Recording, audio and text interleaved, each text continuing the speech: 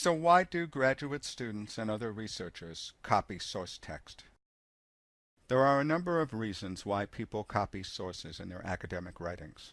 Time pressure or haste, the need to get something like the literature review done at the last minute, poor synthesis skills, or the inability to put together a coherent argument from the diverse voices and arguments in one's sources, lack of independent critical thinking skills, poor information management, poor English language skills, which limit alternatives for rephrasing material from one's sources.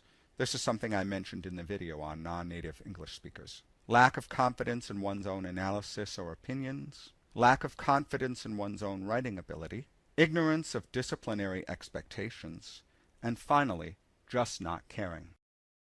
Now I would like to talk about a concept called patch writing. I think this concept helps give context to students' struggles with working with their sources and trying to synthesize these sources in their own writings. The writing researcher Dr. Rebecca Moore Howard coined the term patch writing to refer to how writers cobble together a patchwork quilt of copied text and their own original text.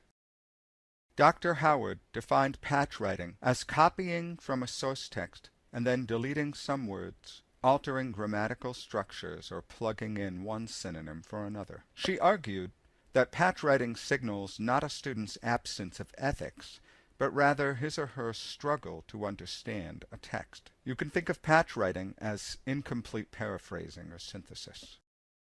It is important to note that patch writing lies on a continuum between complete originality and blatant, obvious plagiarism.